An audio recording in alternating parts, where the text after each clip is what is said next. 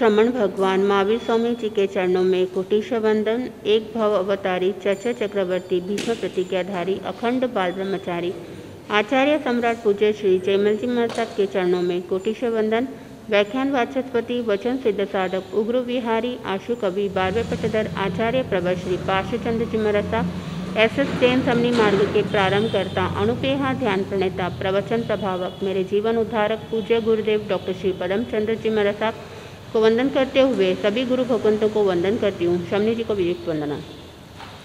गुरुदेव की आज्ञा से आत्मबंधु अनंत ज्ञानी अनंत दर्शी तीर्थंकर भगवंत की पावन वाणी अज्ञान रूप अंधकार को मिटाने वाली है, मिथ्यात्व का नाश करने वाली है और सम्यक ज्ञान सम्यक दर्शन को प्राप्त कराने वाली है।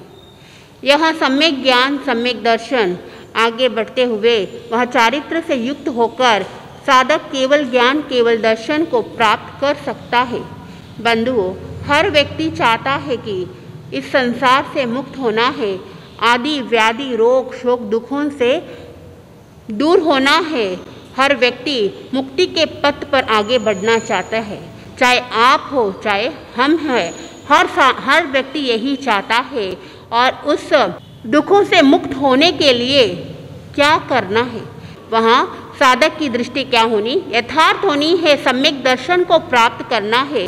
अब वह कैसे पता चलेगा कि इस जीव को सम्यक दर्शन प्राप्त हुआ या नहीं हुआ, वो तो केवल ही जान सकते हैं। वह दूसरे व्यक्ति हमें नहीं बता सकता कि हमको सम्यक दर्शन प्राप्त हुआ है या नहीं हुआ है। इसके लिए व्यवहार के अंदर सम्यक्त्व के लक्षण बताए, उस लक्षण के आधार पर व्यक्ति जान सकता है कि सम्यक दर्शन की प्राप्ति हुई या नहीं हुई और अपनी स्वविवेक से वह अनुभव से वो अपने आप को उन लक्षणों के आधार पर ही जान सकता है। सम्यक प्राप्ति के 5 लक्षण बताए, सम, संवेग, निर्वेद, अनुकंपा और आस्था। तो सर्वप्रथम आता है सम। सम यानी क्या? उत्तेजित होते हुए क्रोध आदि कषायों पर शांत रहना, संभव को प्राप्त करना।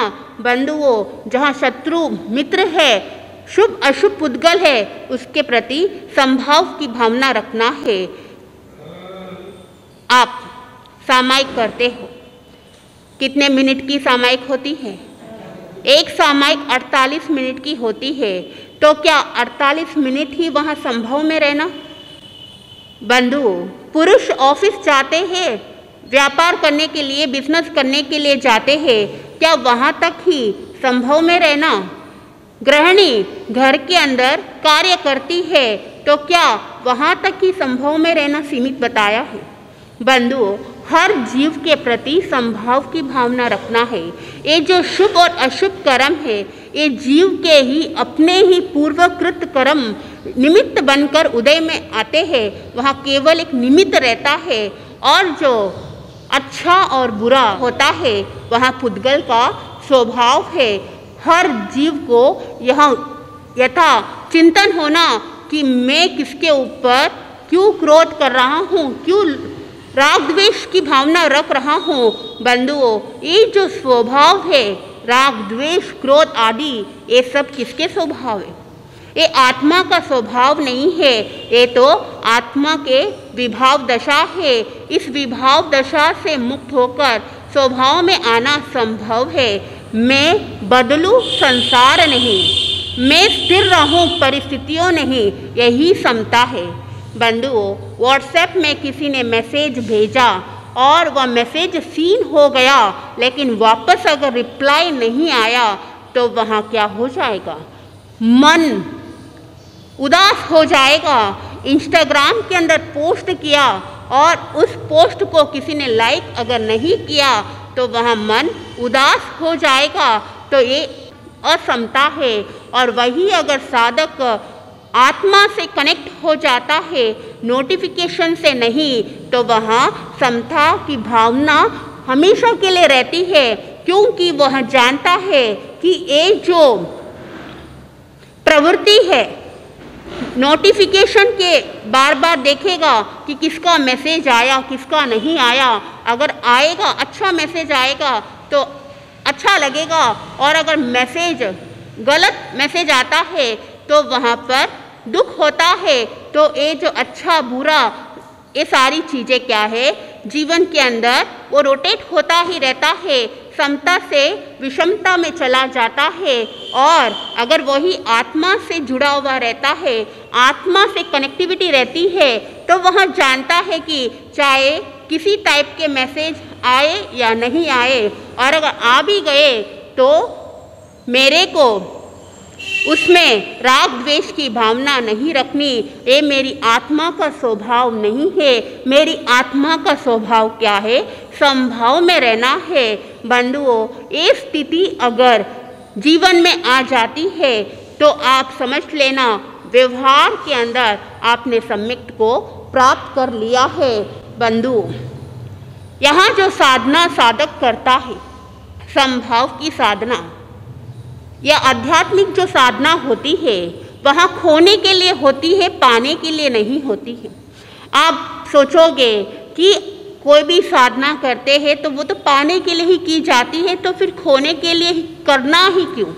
लेकिन साधक अगर मोहनीय कर्मों की कुछ प्रकृतियों को अगर खोएगा तो वहाँ पर सम्यक दृष्टि को प्राप्त करेगा, और कुछ प्रकृतियों को खोएगा तो वहाँ श्रावक धर्म का पालन करेगा, और कुछ प्रकृतियों को खोएगा तो वहाँ श्रमण धर्म में आगे बढ़ेगा, और कुछ प्रकृतियों को अगर वो खोएगा तो वहाँ पर आगे बढ़ते बढ़ते साधक केवल ज्ञान, केवल दर्शन को प्राप्त कर सकता है, और कुछ प्रकृतियों को खोएगा तो वह मुक्त अवस्था में भी जा सकता है। तो ये जो साधना होती है, वह साधना पाने की इच्छा नहीं, खोने की इच्छा रखना। आध्यात्मिक साधना साधक को मुक्ति की ओर अग्रसर करा सकती है। तो ये 5 जो लक्षण बताए सम्यक्त के, सबसे पहला है सम। चाहे सुख दुख हो, चाहे अच्छा बुरा हो, चाहे कोई भी परिस्थिति आ जाए, फिर भी सम में रहना है, संभव में रहना है। दूसरा है संवेग। वेग यानी धारा, वेग यानी प्रवाह, वेग यानी गति।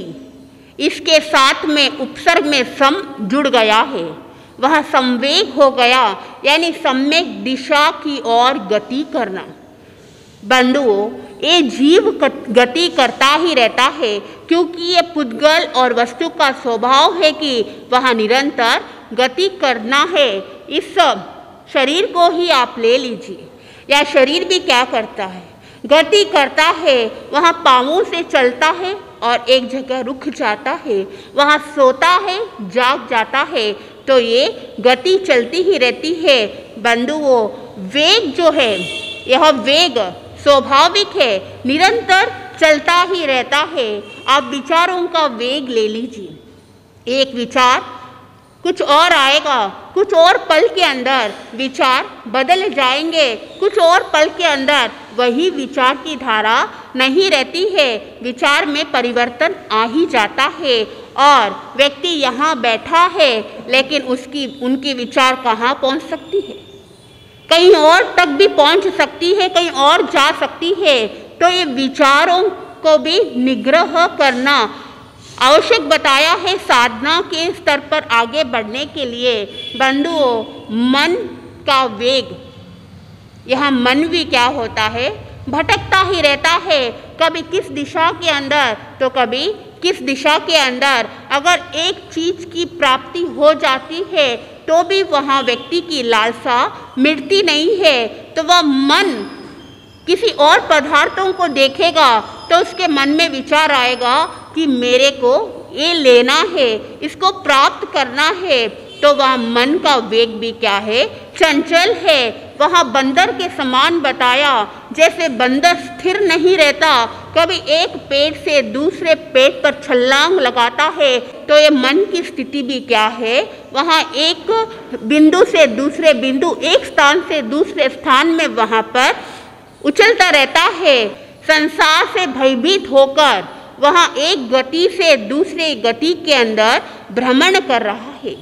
4 गतियों, 5 जातियों और 24 दंडकों से मुक्त हर जीव को होना है, तो इसके लिए क्या करना है? इस वेग जो है, जो एक गति है, इस गति को रोकना है। जब साधक को आत्मबोध हो जाता है, संसार के अंदर वह भ्रमण करने की आसक्ति नहीं रखेगा। बंधुओं, तीसरा लक्षण बताया निर्वेद। निर्वेद, वेद यानी भोगना। निर्वेद यानी संसार के प्रति उदासीनता भाव लेकर आना है। व्यक्ति एक स्थान पर बैठ जाता है उदास होकर, इसका मतलब उदासीनता होता है। इसका मतलब उदासीनता नहीं, यानी वहाँ निर्वेद यानी जो नाम कर्म की प्रवृत्ति के कारण स्त्री पुरुष नपुंसक आदि चिन्ह को प्राप्त करता है, और मोहन या कर्म के उदय के कारण से इन चिन्हों वेदों में विकारों की भावना आती है, काम भोग की लालसा उत्पन्न होती है, तो उसके प्रति आसक्ति जो है उससे ऊपर उठकर संसार से निवृत्त होकर उदासीनता भावना लेकर आना निर्वेद है। बंधुओं, संसार के अंदर ऐसे भी जीव है जो रहे तो संसार में रहे, लेकिन काम भोग की लालसा नहीं रहती। मन के अंदर यही विचार होता है कि परिवार घर गृहस्थी को संभाल रहा हूँ, केवल एक कर्तव्य की भावना से। जब यह कर्तव्य पूर्ण हो जाएगा तो वो संसार को त्याग कर आगे बढ़ जाएगा। जिस तरह से एक बच्चा, उसका ध्यान रखने के लिए, पालन पोषण करने के लिए एक पालक माता को घर पे बुलाया जाता है, तो जो प्यार माँ अपने बेटे से करेगी, क्या वही प्यार वो पालक माता उस बच्चे से कर सकती है? नहीं कर सकती है। भंवरा सुगंधित फूल के ऊपर बैठता है और उसका रस लेता है, और रस लेने के बाद जब उसकी इच्छा होगी तब वहाँ से, उस फूल से वहाँ हट जाएगा, उड़ जाएगा। ठीक उसी प्रकार जो साधक संसार में रहकर निर्लिप्त भावना रखता है, वहाँ एक दिन आरंभ परिग्रह को त्याग कर संसार से उदासीनता होकर वह मुक्ति के पथ पर आगे बढ़ने के लिए तैयार हो जाएगा। तीसरा निर्वेद है, यानी संसार के प्रति उदासीनता भाव लेकर आना है। संसार में आसक्त नहीं रहना है। जितनी ज़्यादा आसक्ति बढ़ेगी, वहाँ जीव संसार के अंदर डूबता ही रहेगा। चौथा अनुकंपा। कंपा यानी कंपन होना। दुखी जीव को देखकर मन के अंदर अनुकंपा की भावना लाना, उनके दुखों को देखकर स्वयं का दुख अनुभव करना। कोई व्यक्ति स्थानक आ रहा है सामायिक करने के लिए और प्रवचन को सुनने के लिए, जिनवाणी को श्रवण करने के लिए। अब उसको स्थानक आना है, जिस मार्ग से वो स्थानक आ रहा है, बीच के अंदर अगर कोई व्यक्ति कीचड़ में धंसा हुआ है तो आप क्या करोगे? क्या उसको बचाओगे या फिर टाइम हो गया है, समय तो चलता जा रहा है, अगर लेट हो जाऊंगा तो प्रवचन पूरा सुन नहीं पाऊंगा, ये सोचकर आप उस व्यक्ति को देखकर ऐसे ही छोड़ दोगे और समय पर स्थानक आने के लिए क्या आप बचाओगे या नहीं? अनुकंपा की भावना हर जीव के अंदर रहेगी तो वो सबसे पहले क्या करेगा? उस व्यक्ति को बचाएगा, यानी दूसरों के दुखों को देखकर वहाँ स्वयं दुखी होना, वहाँ अनुकंपा भावना है। ये भी एक सम्यक्त का लक्षण बताया है। बंधुओं, हर जीव के अंदर ये भावना होनी चाहिए। अगर अनुकंपा होगी तो ही वो प्राणी मात्र के प्रति दया की भावना ला सकता है, वहाँ बचाने का सामर्थ्य रख सकता है। पांचवा आस्था। आस्था यानी जिन वचनों के ऊपर अड़िग श्रद्धा रखना, विश्वास रखना। जिस तरह से व्यक्ति डॉक्टर के ऊपर भरोसा रखता है, डॉक्टर ने जो भी कहा उसको मान लेता है, स्वीकार कर लेता है, ठीक उसी प्रकार साधक जिन वाणी के ऊपर ऐसी अटूट श्रद्धा रखनी है, सम्यक्त का लक्षण बताया है। बंधुओं, बड़ी साधु वंदना के अंदर ऐसे चारित्र आत्माओं का वर्णन मिलता है जिन्होंने संसार से उदासीनता होकर यानी निर्वेद की साधना करते हुए आगे बढ़ गए, संसार को एक झटके के अंदर छोड़ दिया है। साधक के मन में जब ऐसी भावना आती है तब वह एक ही घोष करता है, उद्घोष करता है कि संसार खारो लागे और वैराग्य प्यारो लागे। उन चारित्र आत्माओं का वर्णन आप सुन रहे हो दिनों दिन। आगे की कड़ी के अंदर बताया, चंपा नाम की एक नगरी थी और वहाँ पर पालित व्यापारी नाम का एक श्रेष्ठी श्रावक रहता था। वह श्रावक जिन अनुयायी था, जिन वाणी के ऊपर विश्वास श्रद्धा रखने वाला, उसके पास अपार धन वैभव सब कुछ था और उसने 12 व्रत भी अंगीकार किया था। बंधुओं, सब कुछ होने के बाद भी जब भी समय मिलता था तो वहाँ पे धर्म ध्यान भी करता था। अब वहाँ पर जब भी बिजनेस के अंदर अगर मुनाफा और ज़्यादा हो जाता, लेकिन उसके जो 12 व्रत के अंदर 5वां व्रत अंगीकार किया, परिग्रह का परिमाण करना।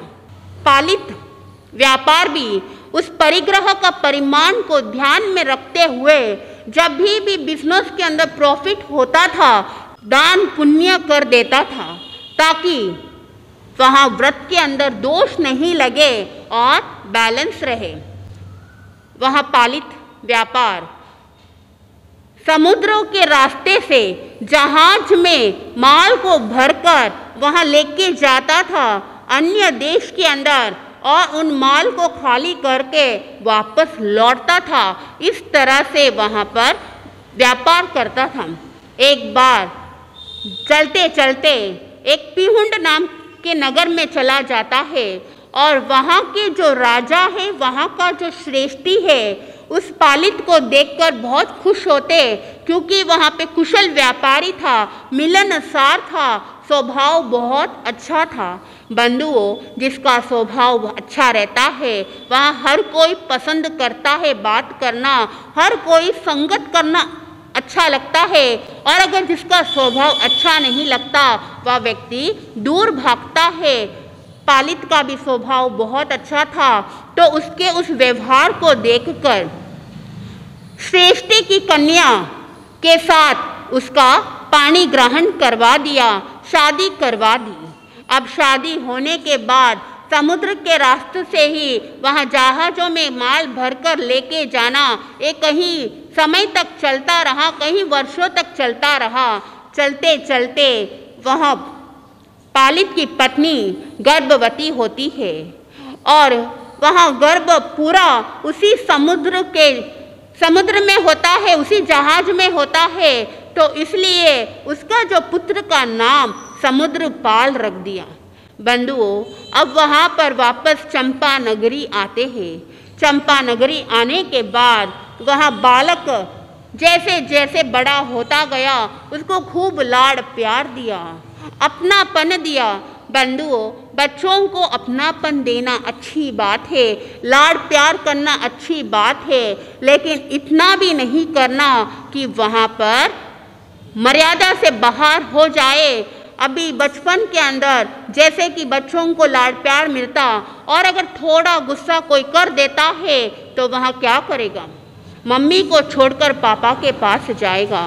पापा ने अगर डांट दिया तो वो दादी के पास जाएगा और दादी तो वैसे डांटती है नहीं, वो तो बहुत ज़्यादा लाड प्यार करती है।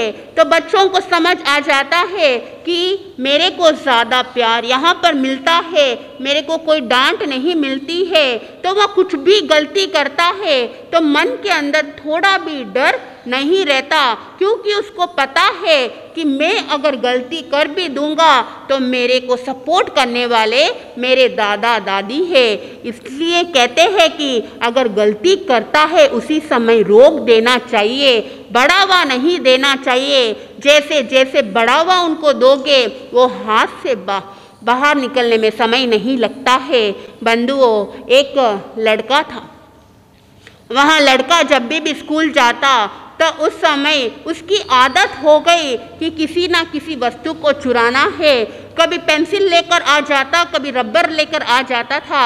माँ ने उसको कुछ भी नहीं कहा और वही आदत दिनों दिन बढ़ती गई और वहाँ बच्चा बड़ा होता गया। जो आदत बन जाती है, जो संस्कार दिए जाते हैं, वह बड़े होने के बाद भी अगर कोई भी परिस्थिति आ जाए तो वो संस्कार ध्यान में रहता है।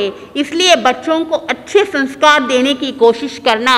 अब वह छोटा सा बच्चा एक रबर चुराया बचपन के अंदर, माँ ने कुछ नहीं कहा। जैसे जैसे वो बड़ा होता गया, अब उसको चोरी करने की आदत हो गई। चोरी करने के लिए कभी किसी के घर, कभी किसी के घर जाने लग गया। एक बार चोरी करते करते वहाँ पकड़ में आ जाता है और उसको राजा के पास लेकर गए और उसको दंड दिया गया। यही दंड के अंदर उसको मृत्यु दंड दे दिया, क्योंकि उसने जो चोरी की थी वो छोटी मोटी नहीं, बहुत बड़ी चोरी की। गांव वाले रोज के रोज शिकायत लेकर आते और कहते थे कि हमको बहुत परेशानी हो रही है, हमारा धन बहुत कुछ खो रहा है। बंधुओं, वहाँ जैसे ही मृत्यु का दंड घोषित किया गया और उसको फांसी के फंदे में लटकाया, उसके पहले उसको पूछा गया कि तुम्हारी आखिरी इच्छा क्या है। तब वहाँ लड़के ने कहा, मेरी आखिरी इच्छा है कि मेरी माँ की नाक को काटना। बंधुओं, ऐसा क्यों कहा? क्योंकि वो कहता है कि बचपन के अंदर मेरे को अच्छे संस्कार मिलते, बचपन के अंदर अगर मेरे को रोक देते कि चोरी नहीं करना है, एक गलत आदत है, तो आज ये दिन देखने को नहीं मिलता था। बंधुओं, बच्चों को संस्कार इसलिए कहते हैं कि बचपन से ही देना चालू कर दो तो आपको आगे जाकर डाउट करने की ज़रूरत नहीं कि मेरा बच्चा कहाँ जा रहा है, मेरी लड़की कहाँ जा रही है। पालित पुत्र, उसको बहुत लाड प्यार दिया गया। जैसे जैसे युवा अवस्था को प्राप्त किया, एक कन्या, अच्छी कन्या को देखकर उसका पानी ग्रहण करवा दिया। अब वह शादी होने के बाद संसार के सुख को भोग रहा है। एक बार महल के एक झरोके में बैठा बाहर के दृश्यों को देख रहा था। देखते देखते उसने देखा कि एक व्यक्ति को सैनिक पकड़कर लेके जा रहे हैं। अब उसने अंदाजा लगा लिया शायद अपराधी होगा, इसलिए उसको दंड देने के लिए दंड स्थल लेके जा रहे हैं। प्राचीन काल के अंदर किसी को भी अगर दंड देने के लिए लेके जाते हैं, उस समय उनको लाल धोती पहनाई जाती है और चंदन के द्वारा चंदन पूरे शरीर में लगाया जाता है और गले के अंदर माला पहनाकर उनको लेके जाते हैं। उस दृश्य को कौन देख रहा है? समुद्रपाल देख रहा है और आप सुन रहे हो। अब वो समुद्रपाल जैसे ही उस दृश्य को देखा, मन के अंदर विचार आया, इस अपराधी को दंड के लिए लेके जा रहे हैं, इसने कोई गलती की है इसलिए ये सजा उसको मिल रही है, तो मैंने भी ऐसी कोई कर्म किए होंगे, अच्छे कर्म किए, इसलिए ये सब सुखों को मैं भोग रहा हूँ। पूर्व के पुण्य कर्म के कारण से इन सारे सुखों को मैं भोग रहा हूँ और जो पाप तो मैंने किए ही होंगे वो भी मेरे को भोगना पड़ेगा आगे आने वाले समय के अंदर। तो वो क्या मैं भोगूंगा या इससे मैं छुटकारा प्राप्त कर सकता हूँ? समुद्रपाल का वहाँ चिंतन चलने लगा, देखने लग गया कि ये कर्म ही सब कुछ है जो इंसान को नचाता है। कर्म के कारण से अगर शुभ कर्म होंगे तो पुण्य कर्म उदय में आएगा और अगर अशुभ कर्म होंगे तो पाप उदय में आएगा। ये जो महल, बंगला, धन, दौलत, पत्नी, पैसा जो कुछ मिलता है वहाँ पर पुण्य कर्म के कारण से मिलता है। जो पाप कर्म में उदय में आए हुए रहते हैं वो अशुभ कर्म के कारण से, तो मेरे शुभ कर्म है इसलिए ये सब कुछ मैं भोग रहा हूँ। आगे मुझे अशुभ कर्म ना बांधना है और ना ही भोगना है। इसके लिए मैं क्या उपाय कर सकता हूँ? चिंतन की धारा निर्मल होती गई और निर्मल होते होते जाति स्मरण ज्ञान को प्राप्त कर लिया और ये देख लिया कि संयम ही एक ऐसा साधन है जिससे मैं कर्मों को काट कर पुनः संसार के अंदर जन्म मरण नहीं करने के लिए संयम अंगीकार कर कर उस मुक्त अवस्था को प्राप्त कर सकता हूँ। समुद्रपाल माता पिता के पास गए और दीक्षा अंगीकार करने के लिए आज्ञा मांगी। माता पिता ने आज्ञा दे दी और वहाँ पर समुद्रपाल मुनि बन गए। ईर्या समिति का पूरा ध्यान रखते हुए 5 महाव्रतों का पालन करते हुए प्राणी मात्र के प्रति अनुकंपा की भावना लाते हुए निर्वेद की अवस्था यानी संसार से उदासीनता यानी आसक्ति जो थी, आसक्ति से ऊपर उठकर अनासक्त की यात्रा में आगे बढ़ते हुए वहाँ निर्भय होकर विचरण करने लगे। 5 समिति 3 गुप्ती जो प्रवचन माता बताए गए हैं, ये संयम का अंग बताए हैं, ये आवश्यक अंग है। इसका पालन करते करते श्रुत आदि ज्ञान को प्राप्त कर लिया। भाषा का विवेक कहा जाता है कि सारा खेल किसका है? शब्द का है, भाषा का है। अगर भाषा अच्छी होगी तो आगे वालों को अच्छा लगेगा और अगर भाषा अच्छी नहीं होगी तो किसी को भी अच्छी नहीं लगेगी। इसलिए ज्ञानी जन ने कहा केवल साधु को ही ये नियम नहीं बताया, श्रावक श्राविका को भी वहाँ बताया गया है कि भाषा का विवेक होना चाहिए। अगर किसी को कठोर शब्द बोलोगे, अगर किसी को बुरा लगे वैसी बातें करोगे, उससे कर्म बंधेंगे और वह टकराव की स्थिति में जाएगा तो साधक कषाय को बंद कर लेता है।